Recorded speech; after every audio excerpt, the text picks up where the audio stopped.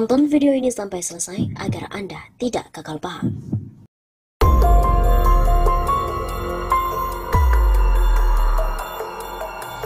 Tanggal 11 April BEMSI akan demonstrasi lagi, tagar Goodbye Jokowi pun bergema.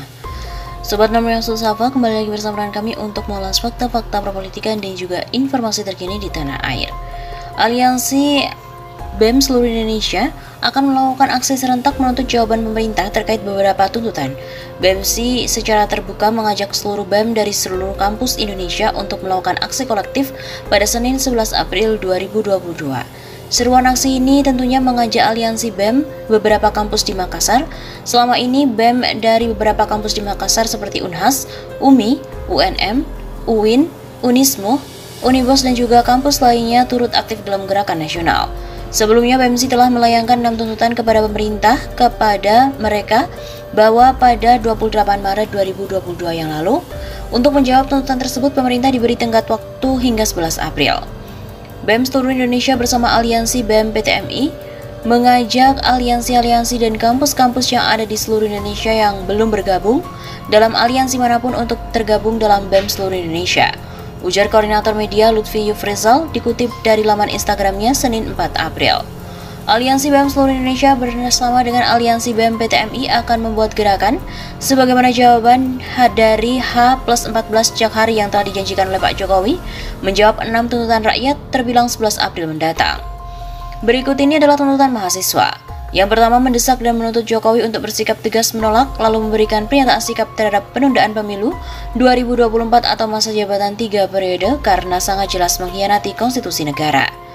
2. Menuntut dan mendesak Jokowi untuk menunda lalu mengkaji ulang Undang-Undang IKN termasuk dengan pasal-pasal yang bermasalah terkait dampak yang ditimbulkan dari aspek lingkungan, hukum, sosial, ekologi, politik, ekonomi, dan juga kebencanaan.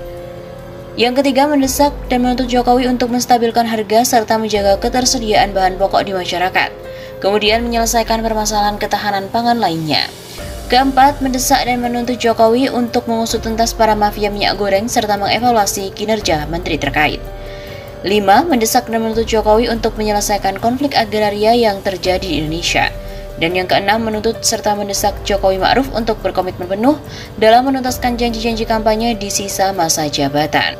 Melalui tuntutan tersebut, mahasiswa Indonesia masih menunggu jawaban dan langkah strategis dari pemerintah.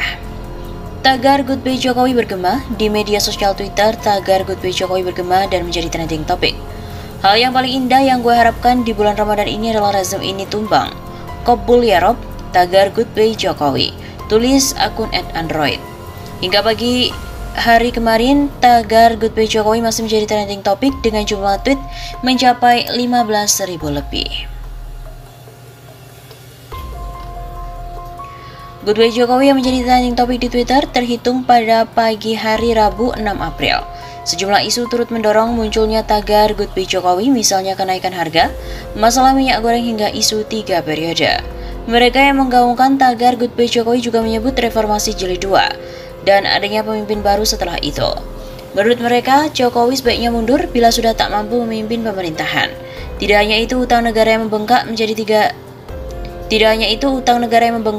7.000 triliun rupiah juga diungkit-ungkit. Ingat, setelah 11 April kita berdoa agar memiliki pemimpin baru. Tolong diaminkan. Tulis Bang Zek dalam unggahannya. Sementara itu, Aliansi Mahasiswa Indonesia atau AMI juga berencana melakukan demo besar-besaran. Pasalnya, Jokowi tidak juga menyatakan dengan tegas terkait penolakan terhadap penundaan pemilu dan perpanjangan masa jabatan.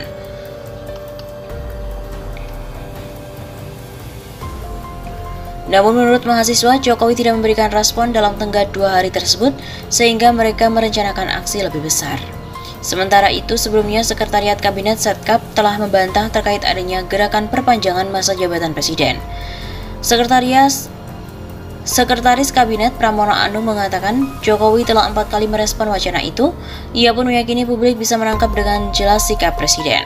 Presiden telah 4 kali menyampaikan pada publik, yang terakhir tanggal 30 Maret di Borobudur. Saya yakin apa yang disampaikan Presiden sudah cukup jelas ditangkap oleh publik. Kendati demikian, media sosial hingga kini masih ramai dengan tagar Goodbye Jokowi.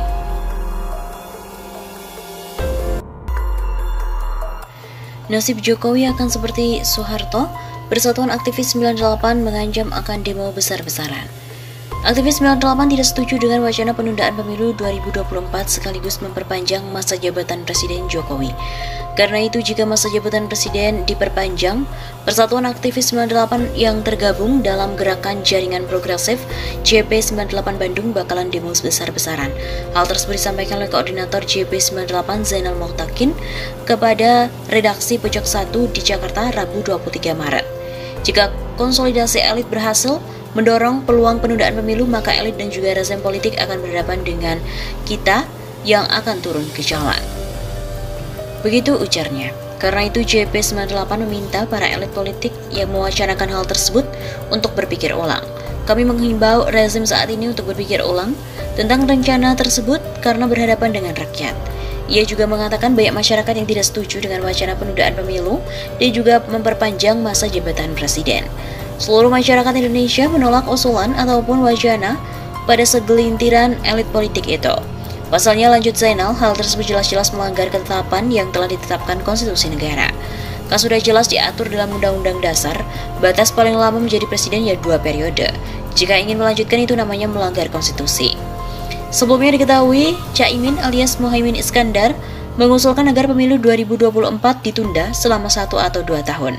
Dengan begitu, masa jabatan Jokowi juga diperpanjang. Wakil Ketua DPR itu menyebut usulan terlintas olehnya usai menerima pelaku usaha mikro.